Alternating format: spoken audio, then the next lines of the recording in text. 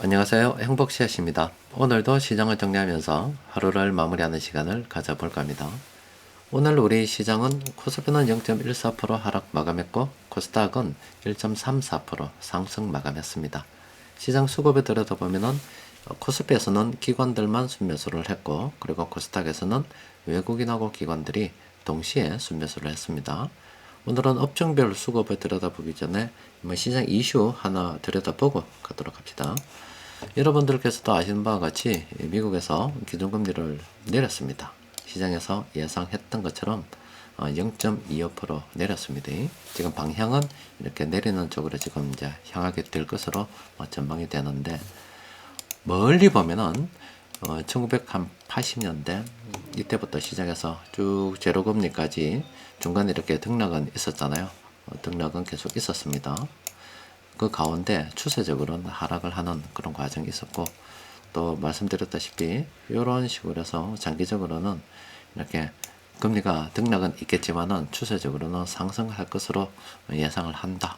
이렇게 예상을 하는 이유는 이렇게 금리를 갖다가 높이 올린다는 것은 시장의 돈을 갖다가 좀 사라지게 만들겠다. 그러니까 금리를 올려서 이 돈이 정부에서 푸는 돈, 또 그리고 저기 민간에서 뭐 기업 대출, 또 가계 대출로 만들어지는 돈, 그런 게 있는데 금리를 올리게 되면 파산을 하는 사람들이 늘어나겠죠.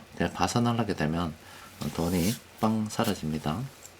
반대로 이야기하면 돈의 가치를 좀 높게 만드는 그런 조치인데, 그 이후에 돈을 갖다가 좀 많이 사라지게 만들었기 때문에 그동안 시장에 돈을 많이 공급을 할 수가 있었죠.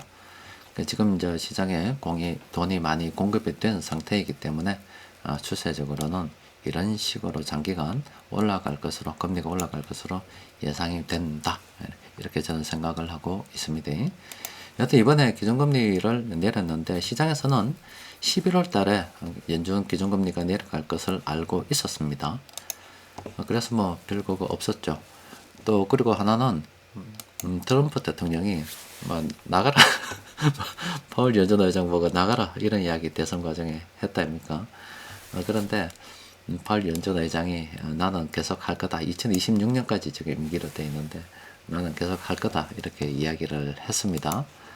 그런데 뭐 시장에서는 어쨌든 12월 달 어떻게 되나 고민을 했었는데, 일단은 뭐 12월도 인하를 하는 쪽으로 지금 예측을 하고 있습니다.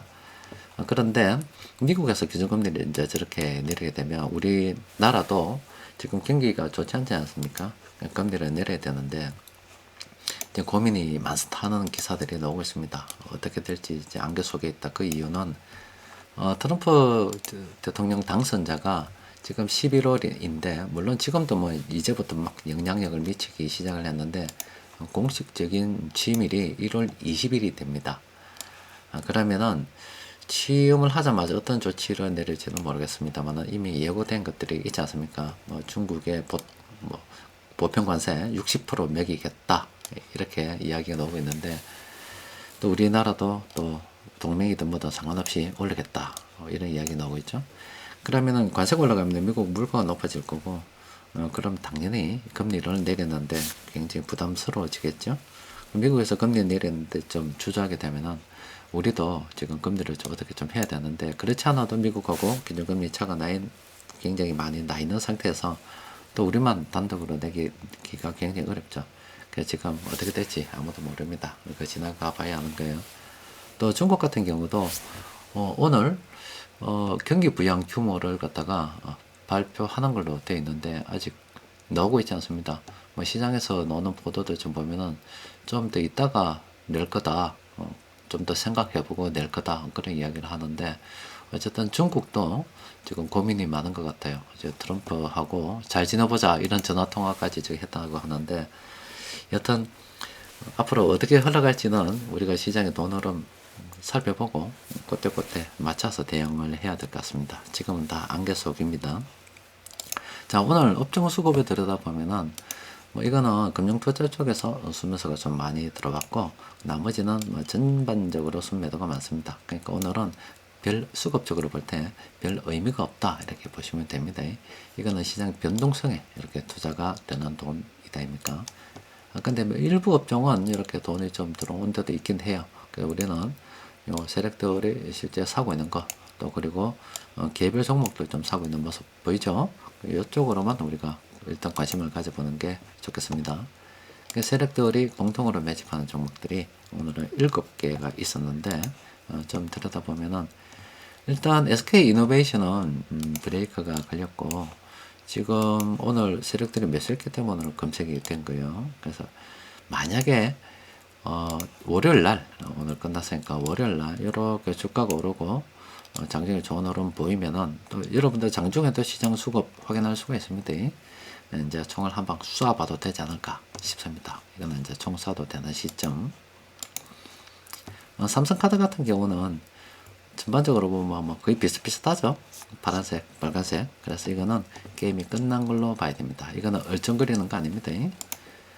삼양사 같은 경우는 예전에 다이아몬드 이렇게 한번 찍어 먹었습니다.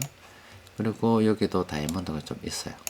그러니까 현 시점에서 보유 내지는 또 예전에 물론 좀 사실은 뭐 총을 쏴야 된다라고 하면은 이 지점에서 이제 총을 쏴야 될 거 아닙니까? 그죠? 그런데 예전에 비해서 그렇게 많이 상승하지 않았기 때문에 나도 한번 쏴보고 싶다면은 그냥 내일 쏴도 되지 않을까 싶습니다. 그러니까 월요일날 총을 쏴봐도 되지 않을까 싶고, 또 이거는 다이아몬드 찍을 때까지, 이 다이아몬드 있죠? 이 다이아몬드가 이렇게 하늘에서 빛날 때까지 좀 멀리 보고 돌고 가도 되지 않을까 싶습니다. 또 오늘 세력들이 공통으로 매수한 종목 중에서 드디어 이 엔터주가 올라왔습니다. 지금 엔터주 요거 보면은 이렇게 세력들이 매집을 해서 지금 돈이 들어오고 있습니다. 근데 요거는 이제 네이버처럼 요런 게 찍혀야 됩니다. 브레이크를 걸어줘야 돼요. 만약에 월요일에도 오르고 이러면 뭐 세력들이 사면 충분히 브레이크 걸리지 않을까 싶은데, 그때는 우리 이제 엔터주도 총을 한 방 쏠 준비를 해야 되겠죠. 율천화학은 딱 봐도 파란색이 많으니까 도망가야 된다 딱 느낌이 오죠. 또 한국항공우주도 파란색이 많으니까 물론 뭐 꾸역꾸역 갈 수도 있습니다만은 이것도 접근하면 안 된다는 그런 느낌이 오죠. 화성 엔터프라이즈는 좀 떨어져서 가볼만 한데, 자, 이게 그게 없습니다. 기준이 없습니다. 기준이 4개고 기준이 없죠. 빨간색이 좀 더 많으면 한번 접근해 보겠는데, 이거는 기준이 없는 거는 그냥 버리도록 합시다. 자, 코스피 전체적으로 이렇게 보면은 오늘 현대엘리베이터 이제 분할 매도 이야기 나왔는데, 이제 올랐으니까 오늘 뭐 고점에서 던져도 안 되겠네 이런 이야기거든요.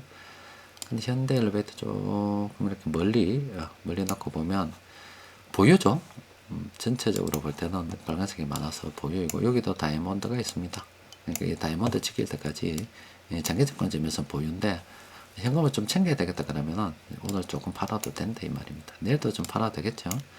그리고 이제 요거는 다음 뭐 다이아몬드 지킬 때까지, 그러니까 이렇게 하락 반전 신호들이 난다더라도 뭐 끝까지 다이아몬드까지 들고 가겠다 하는 분들은 계속 들어가면 되고, 그때마다 막 조금씩 팔아서 이렇게 물량을 줄여나가는 그런 투자를 진행해도 되겠죠. 또 그리고 뭐 대충 이런 종목들이 있습니다. 코스피에서는 이렇게 지금 돼 있고, 코스닥 같은 경우는 몇 개 좀 있긴 한데 아직은 좀 그렇습니다. 보기가 그래요. 실제 우리 한국은행에서 금리를 좀 내리고 또 시장에서 좀 망나니들이 좀 뛰다녀야 되는 그런 상황이라서요. 요거는 조금 더 기다리도록 합시다. 급할 거 없습니다. 조금 더 기다리도록 하고, 하여튼 뭐 시장 전반적으로 봤을 때 좀 많다. 아직은 여기 필터라고 하면은 이 필터를 지나가야 되는 종목들이 굉장히 많이 있다. 여기서 총 쏜다고 어제 말씀드렸다 아닙니까? 그러니까 뭐 기다리면서 그냥 이래, 그러니까 있죠. 뭐 워렌 버핏 요즘 현금 보유가 많니 작니 그런 이야기를 하더랍니까? 그 나름대로 그분도 자기 나름대로 투자 원칙이 있는 거예요. 그래서 그 원칙을 갖다 따르면서 계속 투자를 오래 진행했기 때문에 좋은 결과를 맺었겠죠. 그러니까 우리도 사다고 해서 그냥 아무거나 막 총 다다다 따발총처럼 이렇게 쏘는 게 아니라, 우리가 총 쏠 지점은 여기 딱 정해져 있습니다. 여기에 딱 쏘는 겁니다. 그러면은 여기에서 그냥 들어오는 거 쏘는 겁니다. 그런데 이제 이쪽으로 지나가는 종목들이 시장 상황에 따라서요 많을 수도 있어요. 이렇게 굉장히 많을 수도 있습니다. 그러면은 그냥 저절로 따다다다 이렇게 총알을 많이 쏘면서 종목을 많이 보유하게 되는 거고요. 또 시장이 좀 떨어지게 되면은 가끔 지나가요. 가끔. 아마 가끔 땅 쏘면서 이제 종목을 갖다가 좀 줄이게 되는 거죠. 또 그리고 이제 많이 지나갔다는 거는 하락 반전 신호가 많이 날 거 아닙니까? 이런 식으로 많이 나겠죠. 그러면은 이제 자연스럽게 총알을 많이 사서 종목 보유가 늘어나는데 자연스럽게 이제 수익을 실현을 하면서 현금 비중이 자연스럽게 늘어가고 또 그리고 이제 그 가운데 이제 또 나중에 거의 다 넘으면 땅 쏘면서 또 내려가는 것들은 이렇게 지나가겠죠. 이렇게 또 반대쪽으로 내려가겠죠. 그러면은 자연스럽게 시장이 좀 좋아지게 되면은 종목이 많아지면서 쭉 상승을 하게 되면은 현금 보유가 조금씩 늘어나고요. 또 현금을 가지고 있다가 다시 종목들이 이쪽으로 이제 차익 실현돼서 쭉 이제 내려가게 되면은 또 이쪽에서 종목이 많이 쌓이겠죠. 그러다가 또 지나가는 거 있으면 땅땅 쏘다가 그러니까 정해진 지점에서 딱 정해진 위치에 올 때 총을 한 방씩 빵빵 쏘게 되고 어떤 거는 한 번 쏘는 것도 있고 어떤 거는 뭐 왔다 갔다 하면서 여러 번 쏘아지는 것들도 있어요. 그래 하다 보면 자연스럽게 비중 조절이 되게 돼 있습니다. 그러니까 내가 정하는 원칙만 잘 지키면서 가만히 있으면은 그냥 자연스럽게 시장 상황에 따라서 비중 조절이 되게 돼 있단 말이에요. 그러면은 뭐 그동안 지금 많이 올라갔다 많이 이렇게 미끄러졌는데 다시 올라가기 시작하면 이렇게 다다다닥 많이 쏴야 될 날이 있습니다.